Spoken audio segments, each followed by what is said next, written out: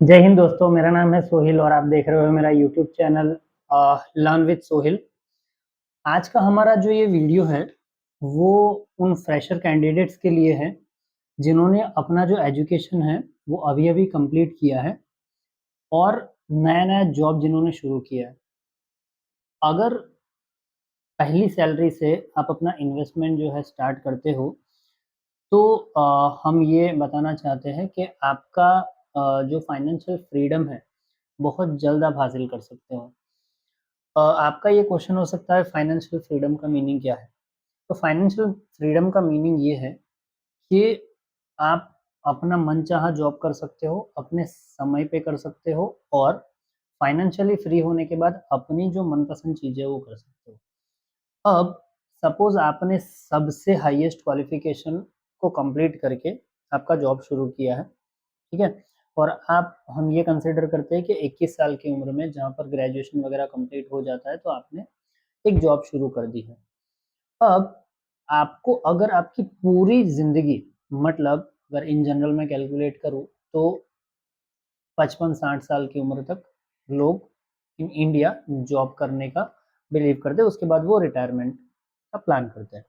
तो अगर आपको भी इस तरह से पूरा लाइफ अपना जॉब नहीं करनी है या तो जॉब करनी है, लेकिन अपनी मर्ज़ी की जॉब या अपने मर्ज़ी के हिसाब से जिसमें फ्रीडम हो, वैसी अगर आपको जॉब करनी है, तो आपको ज़िंदगी के जो पहले 10, 15 या 20 साल जो है, उसमें अपनी सैलरी का कुछ पोर्शन जो है वो सेव करके उसको इन्वेस्ट करना पड़ेगा।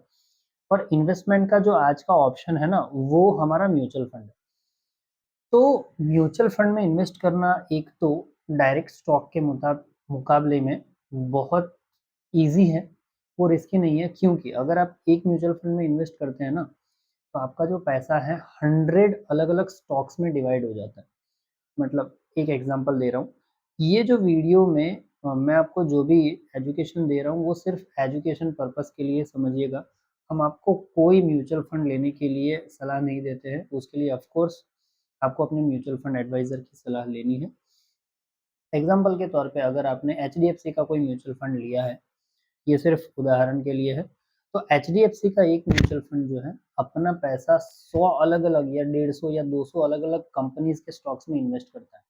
तो कोई एक स्टॉक के गिरने से आपका म्यूचुअल फंड का जो ओवरऑल पोर्टफोलियो है, इसमें कुछ फ़र्क नहीं आएगा या तो बहुत मिनिमम फ़र्क आएगा। अब आपको एक छोटे से कैलकुलेशन से मैं एक बताना चाहता हूँ कि म्यूचुअल फंड में रिटर्न जो है वो कैसे जनरेट होता है। गौर कीजिएगा कि आपने अपना जो म्यूचुअल फंड का इन्वेस्टमेंट है वो ₹2000 से स्टार्ट किया है। आपको ये ध्यान रखना है कि आपका जो म्यूचुअल फंड का इन्वेस्टमेंट है ना, हर साल 10-10% से बढ़ाते जाना है बस। इसका फ़ायदा ये होगा कि आपका जो इन्वेस्टमेंट है ना, वो हर साल बढ़ता जाएगा और उसके साथ आपका जो रिटर्न होने वाला है ना, वो भी आपको ज़्यादा जनरेट करके देगा। तो ₹2000 से शुरू की हुई जो आपकी एसआईपी है म्यूचुअल फंड में, अगर आप 15 साल तक कंटिन्यू इन्वेस्ट करते हो और उसमें हर साल 10-10% बढ़ाते जाते हो, तो 15 साल के बाद वो कंपाउंड के मैजिक इफ़ेक्ट से ₹16,50,000 बन जाएगा। और अगर और 5 साल आपने सब्र कर लिया, तो यही 16,50,000 आपका 37 लाख के आस-पास बन जाएगा।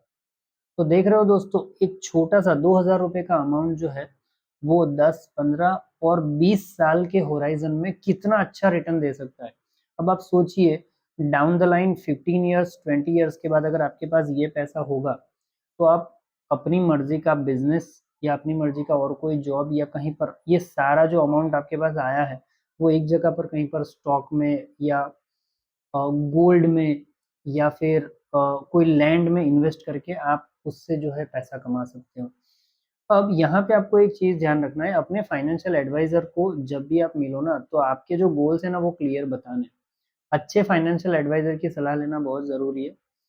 अच्छे फाइनेंशियल एडवाइज़र्स जो मैं जिससे सलाह लेता हूँ, उन 1-2 एडवाइज़र्स की जो कॉन्टैक्ट डिटेल है, मैं डिस्क्रिप्शन में डाल दूँगा, जहाँ से आप उनकी सलाह ले सकते हैं।